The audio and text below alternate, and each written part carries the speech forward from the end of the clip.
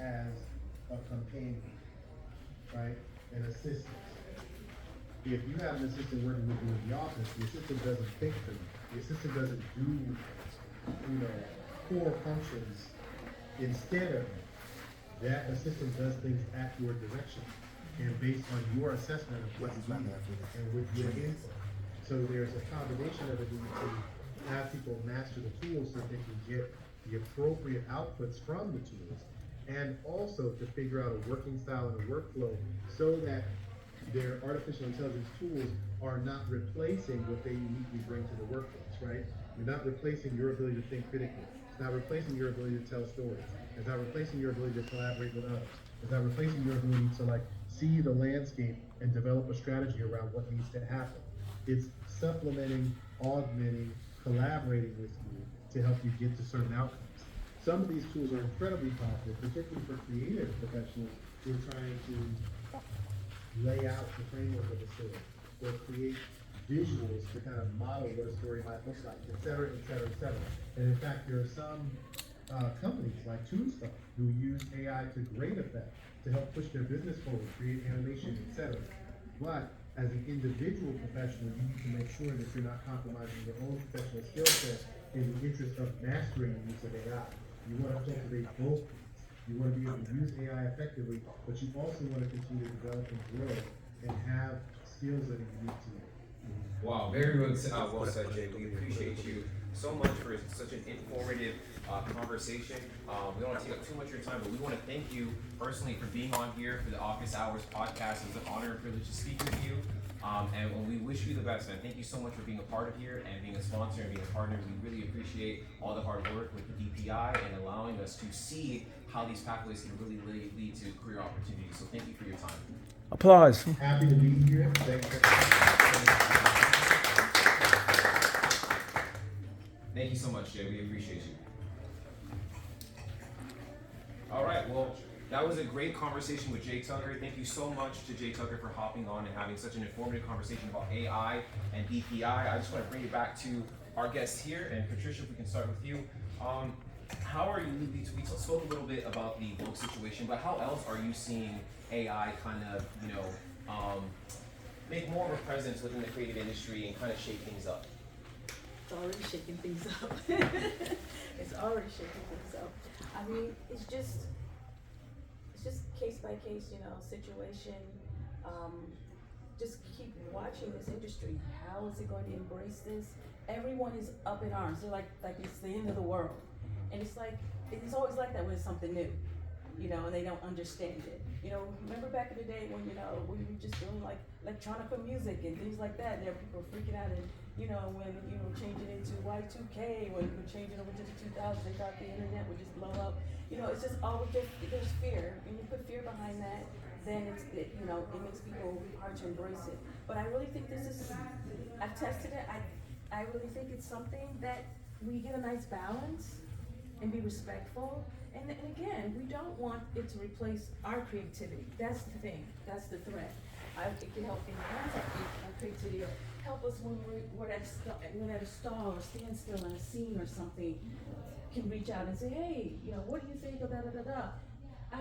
It just someone to springboard, spring ideas off it when you're writing along. Sometimes writers are so in their head, they have no one to have a springboard off of anybody. Well, you can just my ChatGPT or something like that, AI, and it can help open up the door. So I'm trying to see everything in a positive way, and I think it will eventually settle down in a positive way. But I don't want it to replace us, but and our creativity. So and that's just really it's the fear of it that people don't want to be replaced. 100%, and I agree with you wholly when it comes to the augmentation aspect of it, having AI being auxiliary to our creative prowesses and allowing us to free ourselves from some of these tedious workflows. So Kevin, I'm gonna pass it to you. Speaking about tedious workflows, you are an editor, one of the best editors here at the Carr Foundation, and a very talented videographer. How are you seeing AI being utilized in your creative space, and how have you utilized AI recently to either augment or speed up your workflow? Yeah, well, there's a lot of different ways. I like to direct as well, and sometimes I get the opportunity to write a treatment for a big music video. So I've done one for Bon Jovi and one for Young Gravy. Some of the audience might know them. but the process for that is usually, like what it used to be was an artist would say, hey, I have X amount of money.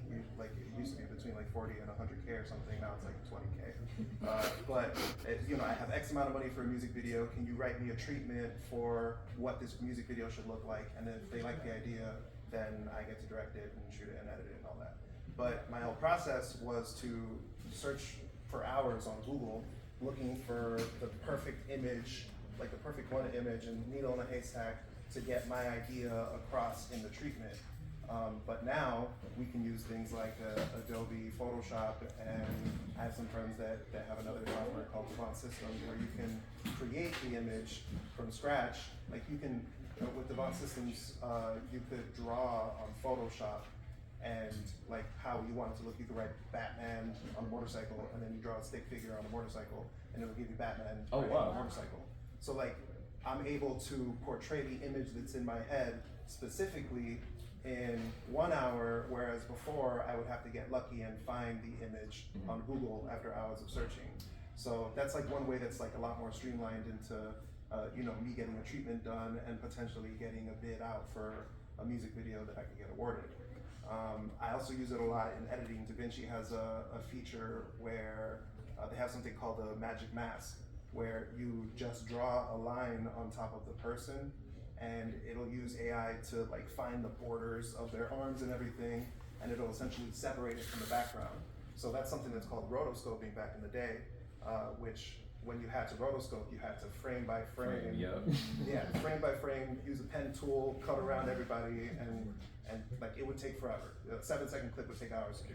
But DaVinci does it in seconds because it could detect the edges. You don't even need a green screen anymore.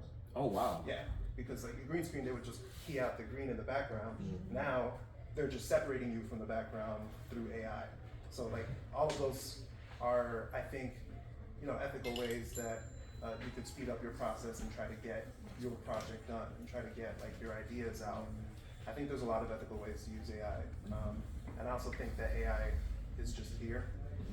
Even when editing was like cutting strips of film and taping them together, when it moved to digital, all the editors who were cutting strips of film and taping them together were like, oh my God, I'm not gonna be able to edit anymore because it's all digital now.